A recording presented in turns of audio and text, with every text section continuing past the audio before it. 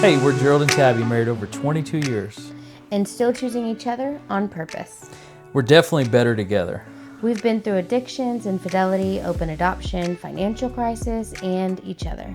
She's the drama. And he's the calm most of the time. We're not experts, and we're definitely not licensed therapists. But we've learned a lot the hard way, and we're not afraid to talk about it. For too long, we walked through our struggles alone, but that's not how God designed marriage or life. This is where we get real about marriage, faith, and the messy stuff no one warns you about after you say, I do. We call out the bad advice, the fake perfection, and the things that just don't work out in real life. So if you want polished, we're not it. But if you're looking for honest, then welcome. This is I Still Do. Disclaimer, this episode includes conversations about sensitive topics such as suicide, drugs, alcohol, and infidelity. Listener discretion is advised. These discussions may be triggering for some and may not be suitable for children. Please use care when listening, and if needed, consider stepping away or seeking support.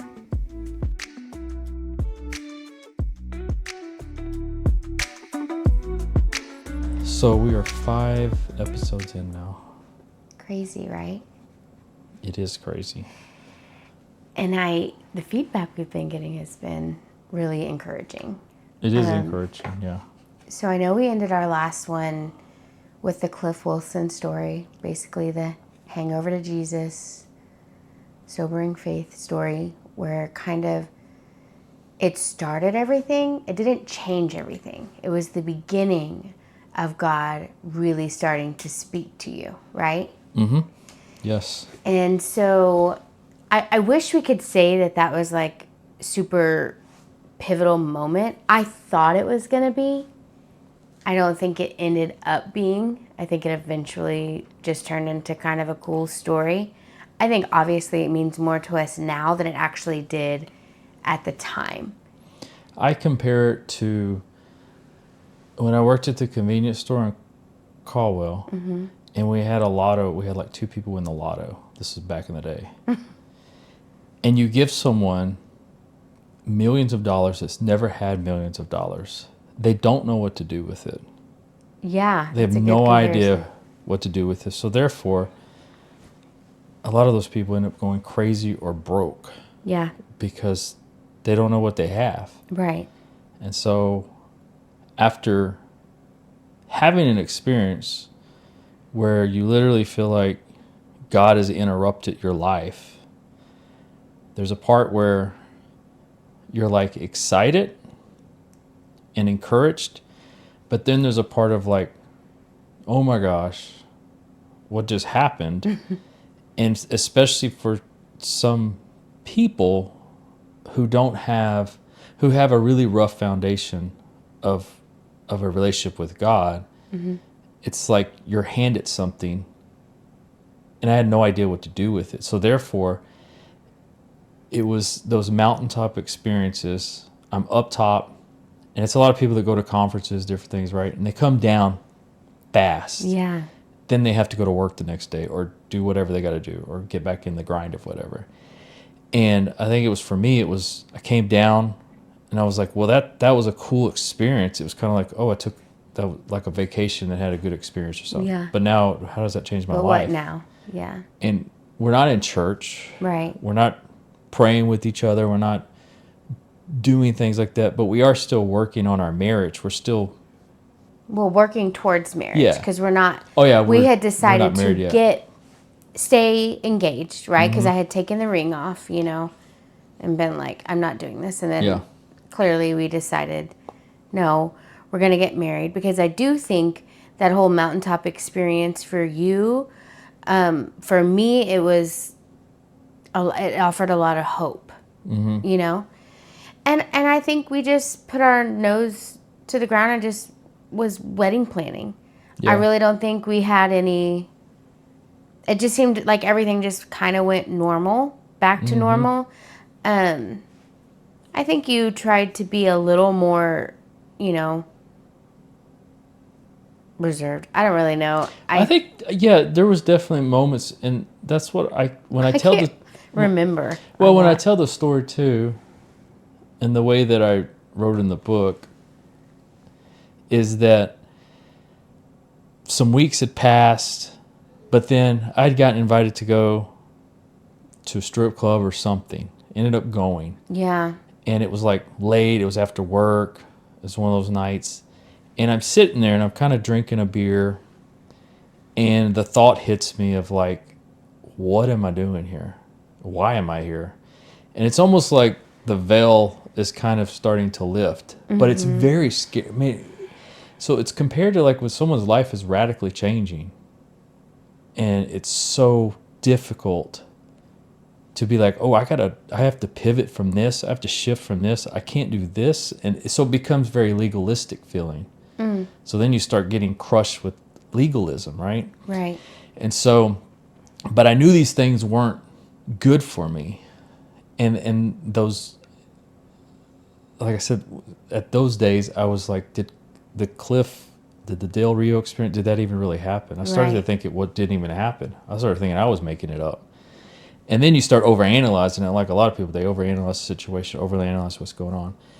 And even in telling this story, like, I'm looking at you and I hate to tell this story because it's a hard time in our life. It's a very hard time in our life. It was probably the lowest time in our life, and we've had several lows. However, it's why we tell this story, though, because there is so much redemption out of it. Right. I know we haven't gotten into it yet, but I will say over and over, I would not change a thing. I'm so grateful it happened because what we're about to share really sets the beginning of our future together. Like, Yeah. it sets the tone. And I would say we're getting ready for our wedding. Yep. We have really big ups and downs. I think the peaks and valleys the peaks get higher and the valleys get lower in those days. Yeah, because I think I'm thinking you go weeks, right, without really drinking or doing anything, and I'm thinking, oh my gosh, this man has changed. To all of a sudden we have like this crazy night, you know, and I'm just like crushed, right? Because I'm just like, oh, I thought things were getting better, but we're so young, so I'm trying to make excuses for it, right? I'm still gaining weight and dealing with this PCOS stuff, so I'm kind of making excuses still, right? I think I've even said things to you like, go out without me. I'm an embarrassment to be on your arm type of thing. You know, like you deserve someone hotter. Like really things I should have never been saying and never should be putting in your mind, right? Because I'm struggling with my self-image and you've actually never made a negative comment at all. You only actually was just like, I love your curves. No, but you did have an idea of like, hey, you're looking at porn, right? I think if I remember right, you had discernment about that. Yes, actually, you're right. And you had discernment about that. And then also, I'm still hanging out with people, going to places I shouldn't be. So all those places are objectifying women, right? Right. And then I'm gaining weight. Yes. So I'm comparing myself. Right. And then I'm just like, you're still in that inviting me thing, knowing I'm going to say no, right? So it's always like a free out because, well, I'm inviting her. But I know she's going to say no. Right. But I can't really get in trouble because I asked her to come, you know, type of thing. So, yes, those were the valleys, I think. But we still get married. It was beautiful. It was. We have a wonderful honeymoon. A little crazy honeymoon. We went on a cruise that my grandpa, rest in peace, grandpa, paid for. That was such a beautiful gift, right? And till Saturday night, till you get the bill. Yeah, and we said that before. That was crazy. But so, and I think that honeymoon was up and down too, right? Because you were drinking a lot on it, like excessively, and we would fight when you drink. Not because you were a mean or aggressive drunk. You actually weren't. You just turned into someone who was highly annoying. You thought everything was hilarious, and I was often the butt of your jokes, right? Right. So we would like there was this thing on that cruise. Do you remember when you kept walking out of your flip-flops and you kept making me pick them up? Yeah. And then I finally just chunked it and hit you in the head with it. I was so like furious because it wasn't funny to me because No, I'm sober, it wasn't. right? It wasn't. I'm laughing because every once in a while we do that. Now we do it now because it's funny. We just walk out of our shoes. We'll walk out of our shoes. We don't throw them at each other anymore. That was the moment of... Well, Zayden did, but like, that's a whole anger. other story. Yeah. No. That was a moment of like anger on the cruise because I'm just like so tired of the sloppiness at the end of the day. Yeah. Right? I'm like exhausted. So while we had a great honeymoon, I still feel like the whole thing was just full of drinking. And I remembered this like heavy feeling like, oh gosh, what did I get myself into? And that's why whenever you talk about sobering faith, it's whenever the experience with Del Rio, and I had this moment, like everybody's faith journey is kind of a journey, obviously, and you have these little steps, these kind of mile markers, and you decide if you're going to follow that or not. Right. I was committed to seeing it through, and that's one thing that, now that I've been in, circles where accountability groups and led those and been a part of them, obviously, and done those things where one of the things I've learned is that it's very common for people to be in a very addictive state, hurting people, but then switch gears and be like, wait, God, please help me through this. And it's kind of like that analogy of where, hey, the guy's stuck on the roof in the flood and they send the helicopter and the boat comes and then it's like, he's like, God, why didn't you send anything to help me? He's like, well, I sent you a helicopter and a boat and you didn't take either one of them. Or he's like, God, why didn't you save me? Or save me, yeah. And he's like, I sent all these and you waved them on, waiting for me to physically arrive. And in those days, I was really going back and forth, but there was a sobriety happening of my, I feel like of my soul. Oh, like for there was sure. something happening because even now, like just like we were talking last night, right? I have anxiety about sharing a lot of stuff because it's mainly the hurt that I've caused you, right? And the situations that I've put myself into, and there's just a creeping of like unworthiness, or you're not valued, or writing books is one thing, saying it's another. Yeah. I remember speaking at a few churches we did. That was intense because when you start saying it, you start looking people's eyes, but then the people coming afterwards to relate to those stories help. I mean, that's why we're doing the podcast, is because there's so many people out there that are hurting inside their marriages right now, especially their faith walk. So whenever we get married and I'm going through this process, and I think it's the following year, right? That this all happens? Yeah. Yes. So we're going through, we get through the year. Like I said, peaks and valleys. I really don't remember a lot about our first year of marriage. No, me neither. Because it's kind of because it was just kind of a blur. It was kind of more or less of us doing the same thing. Well, the other thing is I was my bank job had really taken off. I gotten promoted, and now I was the manager. Yep. And I was sitting there like, why am I the manager? Like, I'm still trying to figure out like. And I start massage therapy school. Yeah.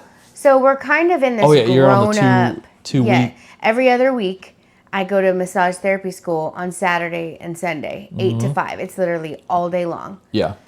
And so we're in that kind of a role, I guess you could say. So that's why there's not like much to tell, because it was just kind of us going through the motions of our marriage. We're like, we're fine. We're not like, but we should go. Fine? But so toward the end of that first year of marriage, toward November, December, that's whenever I get into a management role, and then I get the corporate kind of directive, hey, you have to get your location involved in something in the community. Right. And I knew a lady that worked at United Way and called her and was like, hey, and I really approached her like, we got to volunteer somewhere. Where do we volunteer at? Yep. She gave me a list of places. Salvation Army was the number one on it. I was like, oh, well, that sounds like the one I'll do. So called Salvation Army. I remember calling, hey, is there anything we can do? We got a crew of about 20 people. What can we do? They're like, hey, Toys for Tots is firing up. We need some people. I ended up being put on. We had a bunch of people do bag duty where they put the toys in the bag in different age groups. And then they figured out I worked in the banking industry. And they were like, well, we need someone to review applications. And I was like, great, more paperwork, and I get to audit things, But I remember sitting there, so I report. First I'm doing bags, and then when I get moved over to this other position, it's a very humbling experience too, because the people who come there, desperate need of things. Yes, for sure. It's one of those situations where you can highly judge groups of people that are struggling, but when you're sitting in front of them going over an application so they can have toys and food For their for a kids holiday, for Christmas, you're humbled real you're quick. humbled and you stop judging all the stuff. And believe me, there's lifestyles, but that's a whole nother situation. But I'm sitting next to a lady, and I'll say Jessica. I'll just call her Jessica. That's what she's referred to Yeah, in the in the book, book. so we'll just keep her name as that. So I'm sitting next to Jessica, and we start getting to know us. 4 of us sitting at this table, and I get to know her and start. This is a different Jessica, though, than our story of like our friends Yeah, that we yeah, met yeah, through, yes, by the way. yes. Like Different person. The other Jessica is real. This is an alias for this Yes. person. So, and so we're sitting next to each other, talking. She's training me. We're getting to know each other. I start hearing her story because everybody that goes to church and involved in the church movement, I always start, and people will laugh on this podcast that know me. They know I ask a ton of questions to anybody because I'm just always interested in their story. Right. Because it's just something I've hung on to. I think that comes from probably my dad. My dad's a guy like that. He likes to talk to people, get to know where they're from, what they do, and types of things. And especially from the convenience store days. But I'm talking to Jessica, and I get to know that she's a former drug addict. She was abused. I think she had 2 kids. I can't remember. I don't remember. And she kind of landed at the Salvation Army as a member of the church, but then became like an administrative person to Yes. help out. I'm sitting next to her. Awesome. Yeah, she was amazing. And so we get to know each other. She speaks my language because she's rough around the edges. There is no Christian talk. I mean, there's Christian talk, but not the polished talk. Right. And so one day we're probably 2-3 weeks into this. She just says, hey, why don't you try out? I didn't even know they had church service at Salvation Army. I never knew that either. Yeah. I only thought Salvation Army was a ministry Yes. for Toys for Tots Yep. and the homeless. Never ever knew that building that we constantly passed on 35 here in Waco was an actual church. And I met Captain Gillum and then his wife, Cheryl. I don't think they'd mind us sharing her name. No. Tim and Cheryl Gillum. And I really don't think Jessica would mind either, her real name. Yeah. But because it's not that in the book, we're going to keep it that way. And so I remember meeting him. He gives me a tour of the place, and I see that there's a church portion. This is the Salvation Army off of 35 in Waco. I'm like, oh, wow, you have church? That's pretty crazy. I didn't know you had church. And anyway, so one thing leads to another. Jessica eventually just says, why don't you come try out the church? Are you going anywhere? I'm like, well, I don't know. We'll figure it out. And I think it was the following, now we're into December, time frame. Toys for Tots wraps up about the second week of December. I remember that very vividly because that's when the rush comes. And you go into holiday season. And she invited me, and then I think I went right before Christmas. Do you remember that? I don't remember the exact time frame. I think Doesn't it was. matter, I guess, It but- doesn't really. I think it was honestly the beginning of December Maybe it was. because the thing happened in January, right? Yeah. Yeah. So I'm dropping you off At school. at school, at the massage therapy school. I don't tell Tab I'm going. So I in my head one morning, I'm like, I'm going to go check it out. I'm going to go check out this Church of Salvation Army. I don't tell Tab. He went to church behind my back. Of all the things to do behind my back, he chose church. All the things that I've done, and I was lying about going to church at one point. That's funny. But it was because I didn't want anything I just wanted to experience it. I don't know why I didn't tell you, But it was more of those things. I was almost embarrassed of it, like because I had spoken against church so much. I was I almost think that's what it was. embarrassed I think it was to wholeheartedly go an to it. embarrassment to say you want to go to church to Yeah. because you're just like admitting like you need God. I get. I don't really know, but I totally think that feeling of admitting like I need help. Yeah. It is so hard. It's so hard to say you need help. And Jolissa, well, I just said her name. Jolissa. But Jolissa. Yep. Anyway, so Jolissa, she was such a person that just kind of I gravitated to her because of her story and the things she was saying. It was so relatable that I just was like, yeah, I mean, if she's doing it, it seems like I should. It was almost like comparing stories. I was like, man, she's at a really rough. Why can't I have this too? Yeah. And why can't I? You're like, I'm rough around the edges. I've been through a lot of things. Yeah. And when she And has all joy these about people life, that are going to this church also have yeah, most of them are homeless. backgrounds it's crazy. that are wild. And so I go to the first service, and I'm sitting there, and I'm like, okay, this is cool, And I go back the next Sunday, and Not the next one because I was home. oh yeah, I go the next. I don't even go when you're home. I go to the next one. You went twice without me. Yeah. So I'm carrying this lie of going to church to my Christian wife, which is weird. Who to I even would say. have been ecstatic to hear. But And was ecstatic when you told yeah. me. So I'm hearing these messages, and man, Captain Gillum and Cheryl, they're just the way they spoke. Jolissa could sing too, right? Yeah, she Wasn't sung. she on the praise and Yes, worship? she Yeah, sung. she was amazing. And they were bringing these really kind of intense messages. And if you don't know anything about the Salvation Army, just do a little Google search on them. I mean, their story's crazy how they even came about. Mm-hmm. But they were just sending a message to me, and those messages were getting uncomfortable because they get convicting, right? Right. And in those days, I don't think I had the words for conviction or condemnation, but I really feel like obviously conviction was happening.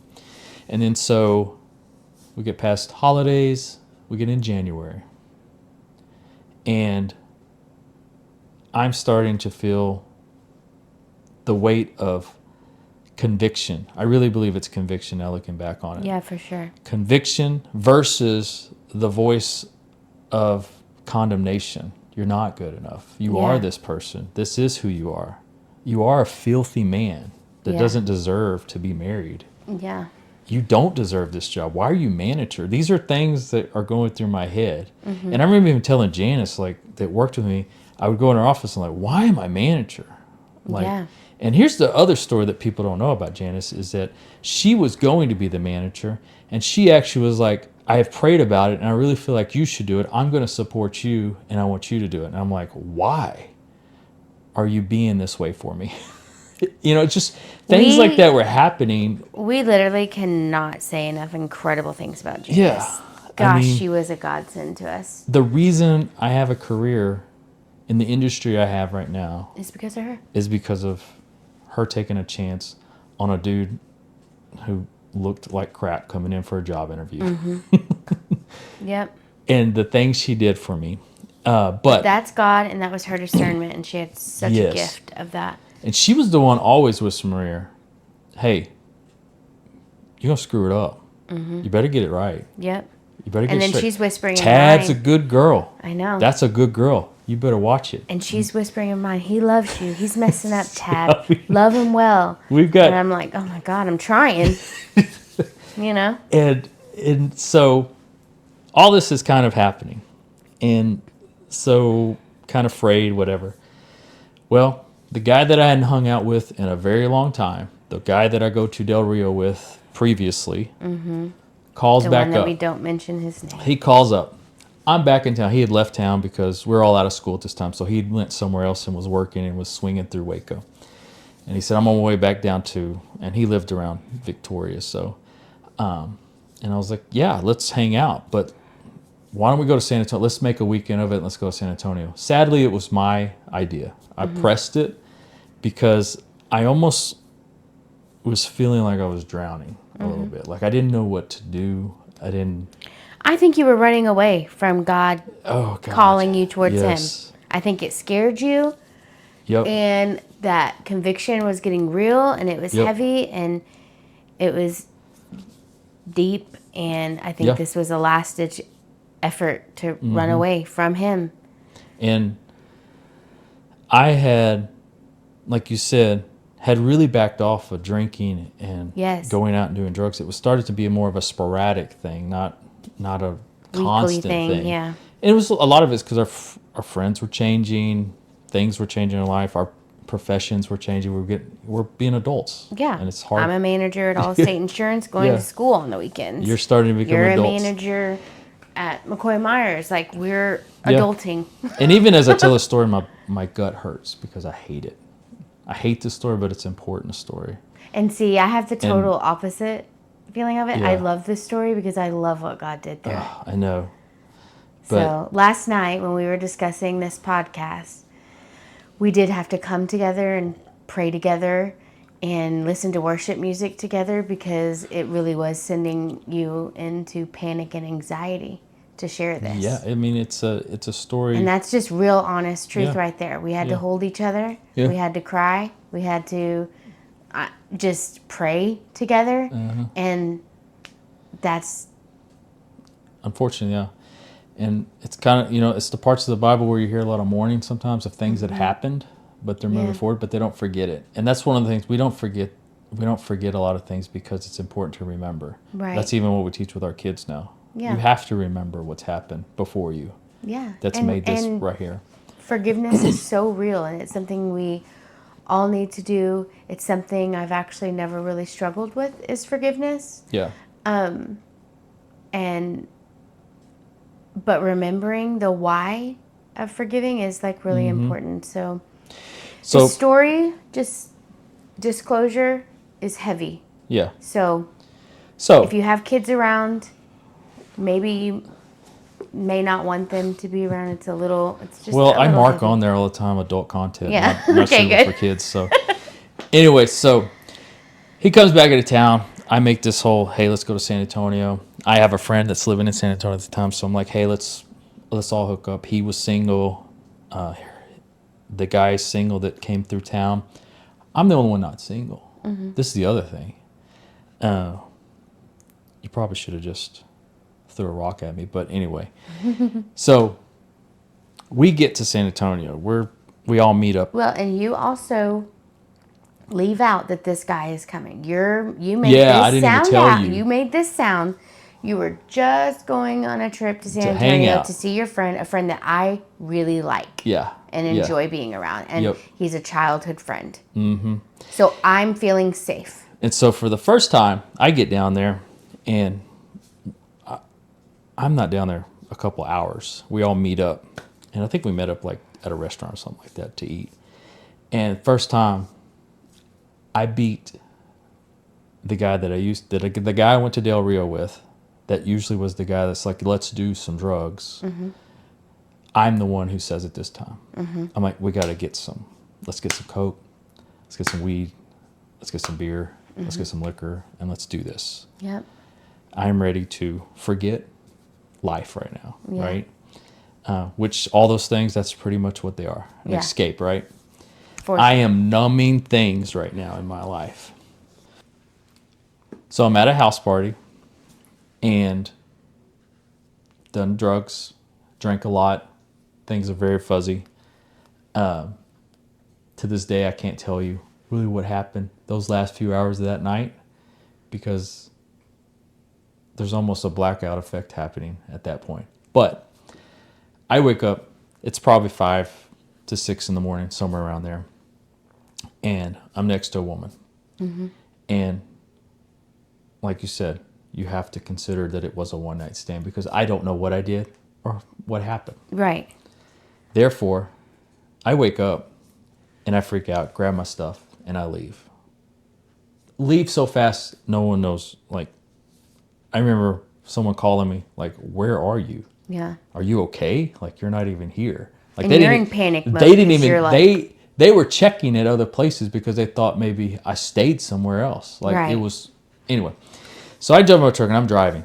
I'm coming back from San Antonio. And this is where I'll say the stuff hits the fan for me. Mm-hmm. I'm like this is where the rubber meets the road. I am not going to do this anymore. This is not my life. Like some people do. Like, well, I'll just end it all. Yep. I need to kill myself. Because it's better to take myself out than to actually face the truth of what's happened. Yeah. Then to come home and confess to me what just happened. Yes. Yeah. And you're not the type of person that can live in this lie. Yeah. It would eat you alive. So the only option was to come home and tell me, or your other option you thought or disappear. Was to just disappear. And if anybody's been in that moment, they know what that feeling is. It's utter embarrassment. It's shame. It's guilt. It's just the darkest point of your life. It's a rock bottom moment for me. Yeah. And I'm in tears because I am really contemplating this. Yeah. And I'm on 35, and there's a little town called Buda. And this was before Buda was what it is today. There was just some columns because they hadn't even built the bridge yet. And so that shows our age. Yeah. But I'm just accelerating. And I start turning in my truck, and I'm going to hit this barrier, this thing they were putting up to put a bridge up. And I'm screaming. I'm talking to God. I'm doing everything. And I just hear, it's the first time I've ever heard some audible, like through my head, that was just like, you always take the easy way out. Mm-hmm. And I just slam on the brakes, skid off into this ditch, and I just sit there and I'm sobbing. I'm like, what is going on? It's the first time I felt like someone else is in the car with me, and we're having a conversation. And very clearly hear it again. You always take the easy way out. Face your fears. Tell her the truth. Mm-hmm. And that's all I was hearing. I had nothing to go off of. Yeah. And my stomach is sinking because I'm like, first off, am I having a spiritual moment right now? What is going on? How can I have a spiritual moment in the middle of all of this? Yeah. Like, there's a lot of things going on, plus panic, plus all this stuff's going on. Yeah. I collect myself. I drive. I come to our house because at that time we just got that house in China Spring. We had just built a house in China Spring. Mm-hmm. And you had people over because I was leaving town, so you had some people over. I had 2 friends over for a sleepover. Yeah. We were so I walk in the door and go. Yeah. So you walk in the door, and we're all just like waking up at this moment. And of course, I was not expecting you until the evening, right? So to have you walk in the door, the look on your face, it actually made my friends be like, okay, well, I think it's time for us to go. And I have never had my friends leave my house so fast before. We were like... One of those friends you still talk to today, right? Yeah. Yeah. Uh-huh. Okay. I was like... I could feel in my gut something was tremendously wrong. Well, first of all, you looked like shit. And excuse my language. Your eyes were bloodshot. You looked like you had been through hell. And you walk in that door again, kind of like Kramer on Seinfeld, like you did that first time from Del Rio. It was the same panic. It's the compulsion. I'm going to do this. Yeah. And I don't know what's going to happen. It's the same panicked.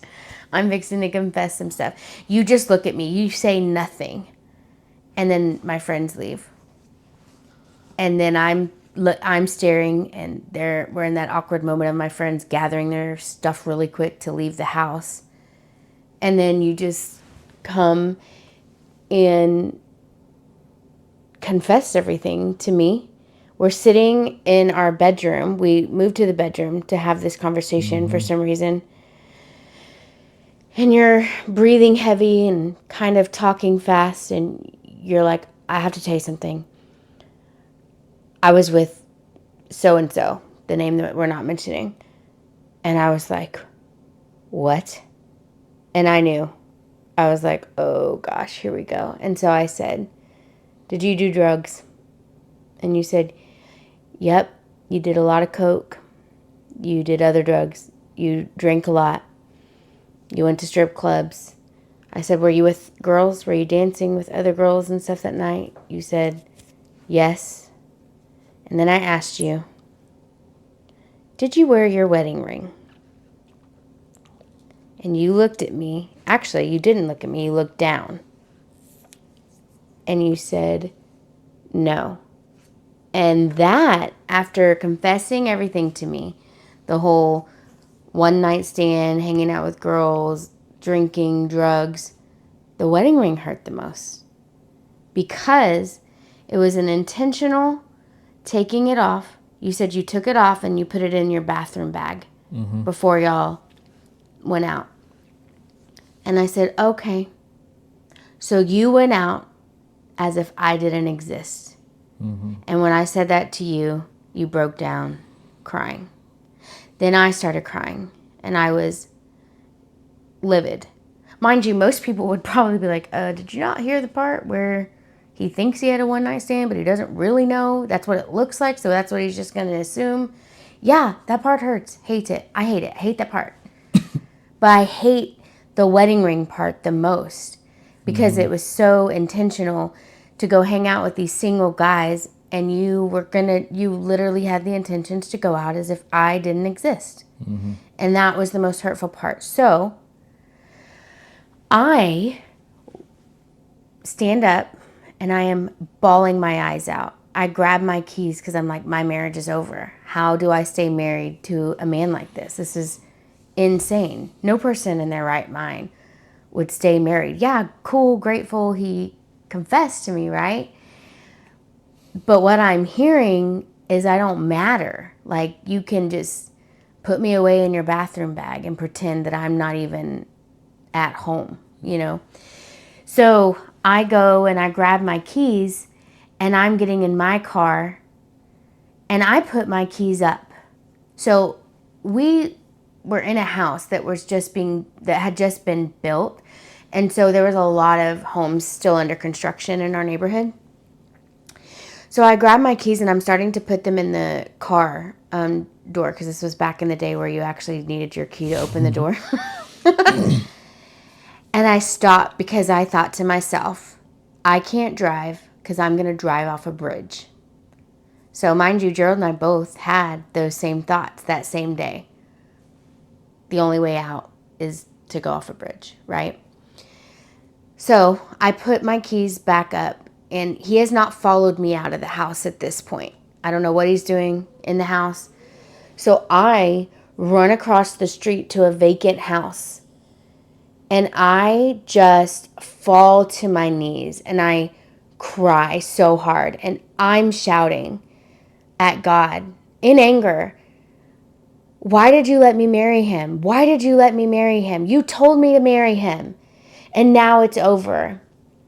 And for the first and only time in my life, I heard the audible voice of God say, it's the beginning. It actually scared me so bad that I turned around expecting someone to be there, like messing with me, right? Because it was so loud. And when I turned around, I saw you in our driveway on your knees, crying and praying loud to God to bring me home safely. And that picture of you on your knees, along with the audible voice of God telling me it's the beginning, brought such an incredible sense of peace over my body. I really can't put that into words, and I'm not even going to try. And also, I don't want to cry. I just got my makeup done for our family photos we're about to have. It's beautiful. The tears would be beautiful tears right now. It was such a beautiful feeling. And I'm having the realization that God literally just spoke to me, like audibly. So that's like cool as shit to me right there at that moment. Sorry for the S word again. So that was a really cool moment for me. And then the immense peace I feel was wild. And then to look and see you praying, I've never seen you pray before, right? Never. So I'm like, okay, something spiritual is happening. I'm pissed as hell right now, and I'm deeply hurt. But then I start thinking, he didn't have to come home and tell me that. He could have just pretended this whole weekend never happened. And we could have gone blissfully unaware, but he came home and told me, right? So I walk back over to the house or to the driveway, and he meets me there, and he is just broken. I'm broken. We're crying. We're hugging each other. We go in and talk, and we talk about, actually, I think I just let him I'm like, you do the talking. And I'm pretty sure he's like, I am so disgusted with myself. I don't want to ever drink or do another drug again. And the amount that Gerald could put away with drinking was crazy. The amount of drugs that he had done over the time, to me, very crazy. But I believe him when he's telling me this. And I have zero reason to. I mean, he just confessed to me the crazy weekend that he had. And yet I believe him when he tells me he's never going to do this again. And it's only by the grace of God he has never touched alcohol or drugs since that day. Ever. Mm-hmm. I went sober with him. This is in January. It was 20 years sober this year for the both of us. And so that's when, I think the next weekend we went to the Salvation. Is that when you confessed to me that you had gone to church? Yeah, I had told you that, but at that point, I don't remember. Because at that point, and I want to add something to that situation too, because in that moment, and this is really important of what we do as parents and set the examples for our kids, is because I knew your dad had problems like that. Mm-hmm. My dad obviously had problems with that. I saw people make decisions. And I remember thinking about my own dad, and we had a very, like, when my dad's got help and did all this stuff like that, he made a decision, and I always was very curious why he made that decision. Mm-hmm. I knew it was for family and everything like that, but it had to be deeper things. And years later, when I started writing my book, me and my dad talked that whole situation out, and I found out a lot more about that situation. But one of the things he told me years later was that he had to make a choice. Mm-hmm. And it wasn't family and wife. Those are contributors to changing, but it was ultimately he was crying out to God. Yeah. And I remember in that moment just kind of crying out to God and not knowing why my dad, but understanding like this must be why my dad did this. This right. must be why people stop these. This is why these things aren't good for us. Yeah. And again, I'm not against drinking and all those sorts of things because I know they're culturally acceptable. Right. In moderation, whatever. In moderation. I have people That's the problem. It was not in moderation yes. whenever you would. So there was a problem. And we have a history of alcoholism in our family. Yes. So, on both of our sides. Both of our sides. Yes. But whenever you're sitting there and you're crying out and you're trying to understand, and I remember just, in hindsight, you start thinking about, well, I was going to Salvation Army. Jolissa's telling me this thing. I remember Jolissa telling me like how her breaking points and stuff. I didn't know what else to do but just slam myself on the knees. Mm-hmm. And go down.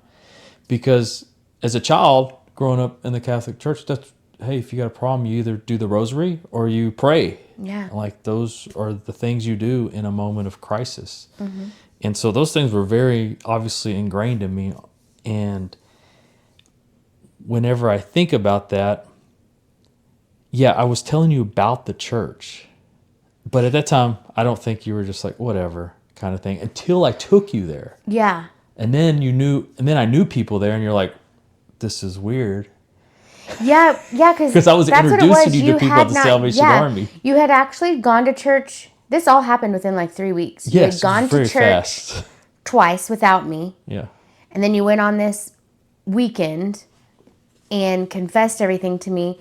Then while we're having the conversation of how our life is going to change and the steps we're going to make it, that's when you tell me, you've been going to church for 2 weeks at the Salvation Army. And I'm like, what? I didn't even know Salvation Army was a church. And you're like, I want you to come with me. So it is such a whirlwind at this time. But this is when we started praying together as a husband and wife. But let me add one thing. Uh-huh. Our marriage is not okay. No, we're not okay. We're not touching each other. We're not intimate. We are together. Yes. But we're not okay. That's the bare minimum.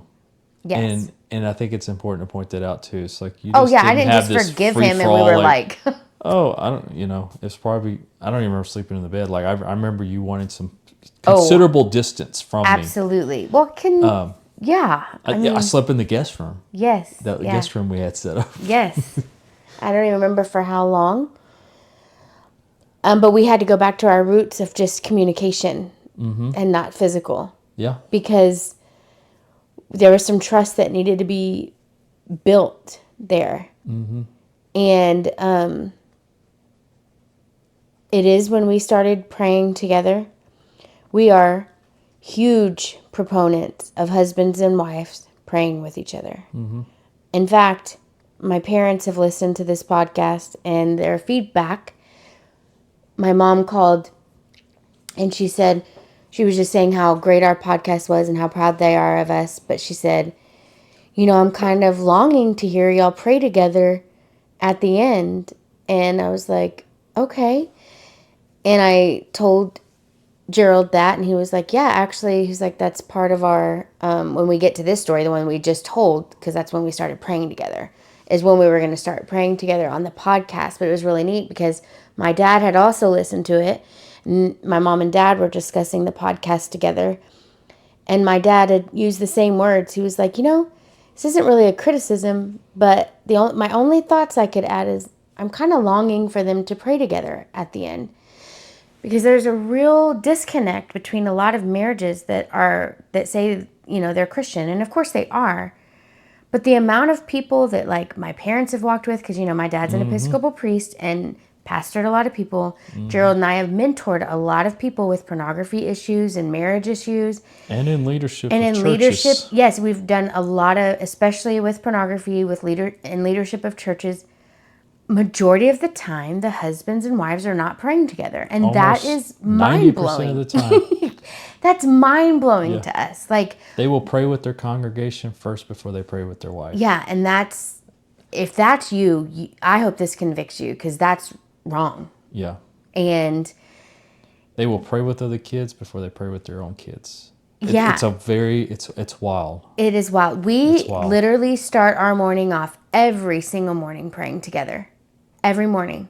For our day, for what's to come to head, for health, for safety, for everything. Now, sometimes we do have the prayers like where we're irritated. I'll be like, I just pray that she gets her stuff together today. Yeah, and I'm like, I pray that he gets his attitude straight, And then sometimes it ends up making us laugh. Yeah. But they're, Hey, but we're still praying. That's my point is that talking to, I remember when we were doing the stuff with the teenagers and we were teaching prayer, and it was like prayer is just talking.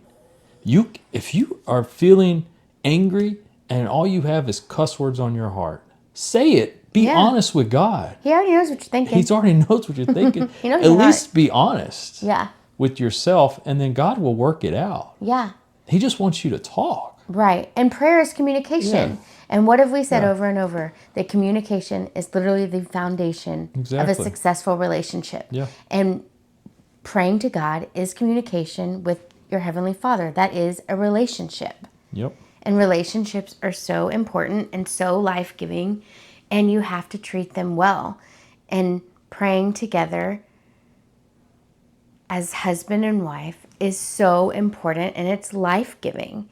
And then when you add children into the mix, pray with your children. Let your children see you praying together. Mm-hmm. Because when you bring God into things, He is so redemptive, and He restores, and He brings about hope and healing and love and forgiveness.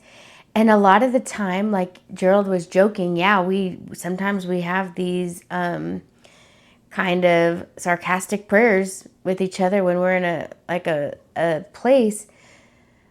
But it also softens things, right? Because it's in our heart. Yeah, because we're going to the Lord, right? And it helps us to communicate and genuinely hear one another. And that's how we were able to get through this. Now, mind you, when we're going through this deep, dark, difficult time, we have nobody walking with us through this. And that was by choice. Well, we didn't have a church family. We didn't don't have a church community of people. I mean, we had started going to the Salvation Army, but also this was so raw and so new that we were both embarrassed by it, right? Yes. Because I wasn't in a place of maturity or healing. I was not healed at all to be able to just freely talk about this at the time without being ashamed, because obviously at this time I'm still internalizing it. Well, if I wasn't fat, he wouldn't have gone and did this, I'm taking it, and it had nothing to do with me, right? But we chose to lean on each other, and prayer was really all we had because I couldn't go to my parents. I couldn't go to my sister. And the reason I chose not to is not because I didn't trust them or think that they would have loving advice for us. I know they would have. But I couldn't trust that they would forgive him the way that I was forgiving Gerald. Because it's kind of like if someone wrongs our child, right? That mama bear instinct comes out. And it's not as quick to forgive, right? You want to be like, not my daughter. You're not going to hurt my daughter. And I didn't want my parents to be like that. So we protected that space. And we went through it alone. And it was hard. Which is why we walk with couples now. Because we don't want them to be alone through this. But it's also okay not to share every detail. In fact, you shouldn't. You should find trusted people to walk with. And a very small amount. Right. 1 or 2 people that you trust. Do not bring everybody in to all the things, because the reality is people do judge and they don't forgive. It's the same thing with pornography. Whenever we tell, if there's an issue in the household, either with a man or a teenager or a kid, let's find a group that can really help you. Yes. Don't spread it out. Right. Let's not do, hey, our whole church, can you pray for so-and-so? They're struggling with this sin addiction or whatever. Yeah. It's like you've got to go to the Lord first with it. Go to your small group that can actually, like people that can help you. Trusted people. That have something to offer to help you. They have wisdom. Wisdom, that's the word I'm looking for, yeah. Yes, you're looking for someone with wisdom, someone who's been through some things. Yeah. If you're 19 years old going through this, don't go to your 19-year-old friend. They don't have that wisdom. Exactly. And honestly, a lot of people are going to use things. You got to be careful who you trust and who you tell things to, because people love to judge, and they also love to bring it back up in hurtful ways. So you have to be very careful in who you choose to trust. We did not have those people in our life, and I'm not saying my parents and my sister were not trustworthy. That is not what I'm saying at all. Right. What I'm saying is they did not need to be let in on that, because I often don't think really parents or family do. Now, you could have completely different dynamics, and like I said, we're very close with my family. I just did not think that it was wise to let them in during this time, because the consensus would have been like, drugs, alcohol, infidelity, bye, leave. And rightfully so, right? But that's not what God was telling me. And I didn't have the energy to defend that. And I needed to focus solely on our marriage. And in hindsight, though, both our mothers had discernment. Something I'm sure, yeah, for sure. Oh, for sure. I remember my mom asking a lot of questions. I remember your mom. It's like there's a discernment. Something's wrong with you guys. Yes. Well, obviously, you stop drinking all of a sudden. They're not dumb. Yes. We have very wise parents, right? But they were also wise in the fact that they weren't forcing us to say anything. They were just like, okay, we'll pray. I think it took years for us to be completely honest with what happened. It was a while. Well, because it took a while for us to fully heal, I think. It's kind of like I learned this in prison ministry, but whenever, I went to meet C.J. Gomez, which is a whole story we'll share later in the world, but I remember meeting him, and there was something he told me, and it stuck with me. It was like, it's a lot of people in prison have a different mindset about the things they've done, because they're not really embarrassed about it. There's guilt and shame, but they're not embarrassed about it because everybody knows about it. Yeah. So everybody's already pushed their judgment and convictions and sentenced them. Right. So therefore, they have no other choice but to be like, yeah, this is who I am. And you have two choices to make with that. For me, maybe for us, it's the idea of like, hey, we have this going on. Yeah. And so therefore, we're going to Salvation Army. Then they have the weekend, or they have the week, what they call the week, like camp meeting or something. It's an old term they use for like, hey, we're going to have church services every day. It's like revival. Revival. Basically. That's the word I was looking for. Revival. And so they're having a revival. And I didn't say, Tab, we need to go to this revival. You're like, really? You want to go to the revival, right? Because still, everything's kind of weird. You're like, why are you wanting to do all this? But I'm supportive because I'm supportive, but I'm still weary because it's all new. Because rightfully it's a complete 180, y'all. Yes. I don't know this man at this point because he's walking the walk that he said he was going to. Yeah. And it was honestly throwing me for a loop because I'm so used to like my biological dad being like, I ain't changing for nobody. I am who I am. Yeah. But I have this man, came home, confessed everything to me, dropped every like drug and alcohol, starts going to church. I'm here for it, but I'm also like, what is going on? Because it's crazy and amazing, but also. So every day that week, I'm leaving work. I'm trying to leave work every day at 4:45. I remember. Yeah. Because I was telling Janice, and Janice knew a little, same thing with your. She's a very discerning woman. She knew something was going on. Yep. She's like, what's going on? And I would never really tell her. And started going to these camp meetings. So we go Monday, Tuesday, Wednesday. Every day's a little message, right? Then Friday hits. And I think it's a Friday, right? I think so. And it's the last day All I know is it's in February. Yeah, it's the last day of this guy who was leading the revival. Yeah. And he's doing his last message. And he's doing the message and he's saying, you know, is there anyone here, blah, blah, blah, that hasn't accepted Christ that would like to? He's just going through his spiel. Everybody kind of knows this altar call type thing. And no one raised their hands. Music's going. People start singing. It is starting to wrap up. He stops. He said, there is somebody here that still is on the fence. He says something like on the fence.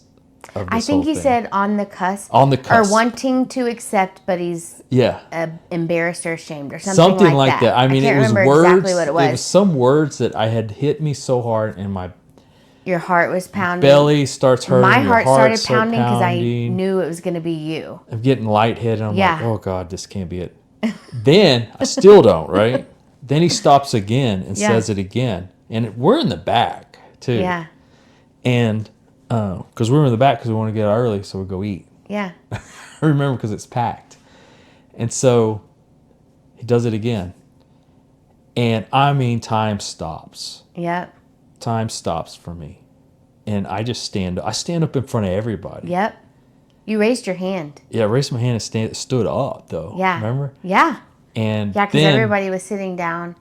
I mean, I feel like my face is melting at that point. Yeah. I don't even know what's happening. I don't even know what was said. Well, I burst into tears loudly. These homeless people that were standing on the back come and put hands on me. Yep. I remember that. And I'm like, what is going on? You're crying. Like, yeah.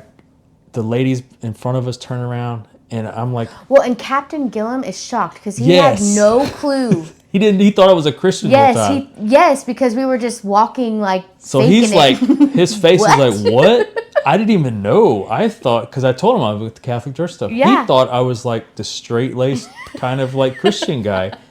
Jolissa's in tears. She comes back there like, I accept Christ. I say all that stuff right then and there. Yep. And it just wrecks me. Yeah. And I walk out of the place. I remember walking, they had this big oak tree, and I just put my hand on the oak tree, and I was kind of leaning on it. Yeah. And I'm just like, what has happened? Yeah. And we leave. And then that's where life gets interesting. All of that, but whenever we say... Isn't that also the day that our intimacy comes back? I don't think so. But I don't know. Are you sure? Maybe so. Maybe you did. I think it. Maybe he did give me a get out of jail free card that Oh, be day. quiet. No, it was a really beautiful day. Yes, it was. Us. It was just and I'm an almost intense positive moment. it was But because this is only maybe yeah, a month after the incident, right? maybe. And so I'm, and I remember leaving, and we're leaving. We go get something to eat. We go home, whatever.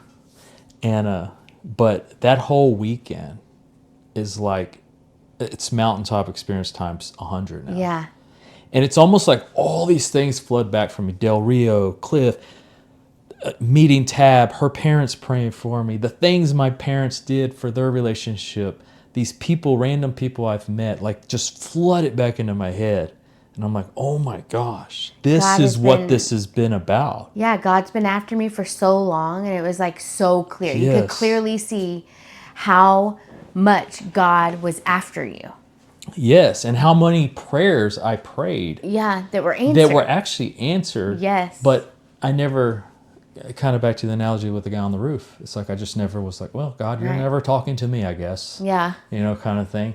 But after that, that's when our relationship goes to a whole nother level. And then we really get into some stuff. Because just like we say, I still do, right? Yeah. We still did in that moment. We still do at that moment. However, now you've got another layer of stuff now we've got to deal with, because again, sober in faith is about being sobriety. Now you have to, alcohol and drugs, that's fine. But now let's get to the nitty gritty stuff like panic, anxiety, fear of death, fear of this, relationship stuff. Well, also, what is God? You're also like happening? Probably panicking. Can I hang on to this Christian lifestyle? Yes. This is a lot. You're freaking out, and you're thinking, I got to go be a part of the Salvation Army and join this now. And I'm like, that's a funny story for later. On. Yes, we'll have to tell that later. But again, and I remember the following Monday, I walk into work. Janice points it out. She goes, Gerald, come here. Yep. And I'm like, what's wrong? She goes, what happened?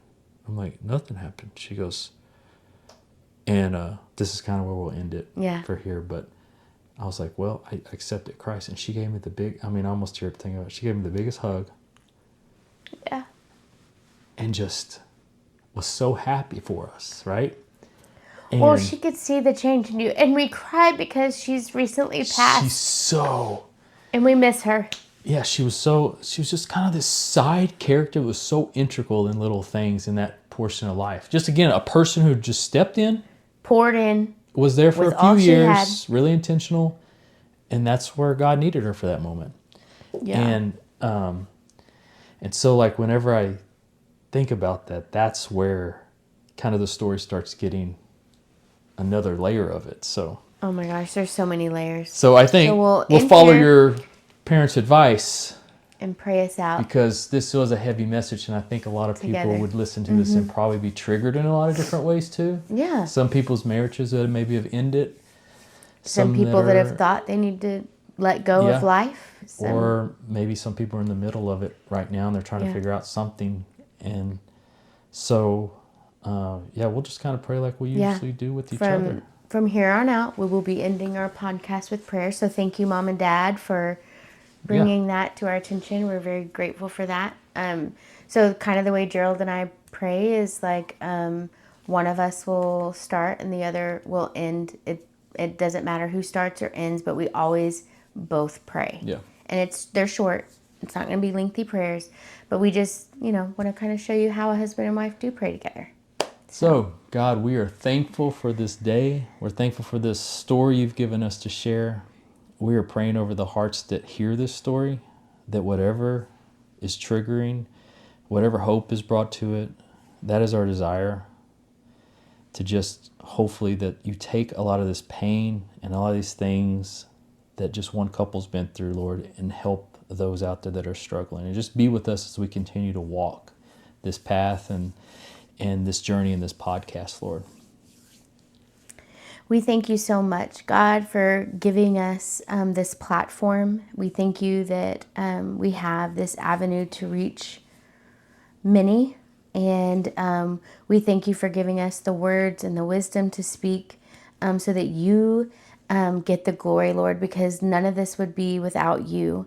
And we are just so grateful that we have the opportunity to share our story and our hearts and our wisdom that we now have, having been through so much in these 22 years of marriage. I'm so thankful that we're able to still say I do and choose each other every single day. And I just pray for every listener out there that you just grab their attention, get a hold of their hearts, and let them know how deeply loved and cherished they are by you. We love you, we praise you, and we ask these things in your loving name of Jesus. Amen. Amen. Okay, we'll end it there and pick up. And if anybody has prayer requests too, like that's one thing we're working on right now is maybe like an anonymous place to put prayer into. Yes, we're prayer warriors. And when we say we're going to pray for you, we absolutely mean it. We literally do pray in that moment. Mm-hmm. It's not just thoughts and prayers and then we walk away. Like we actually pray. So thank y'all so much for listening, and we will see you next week. Yep.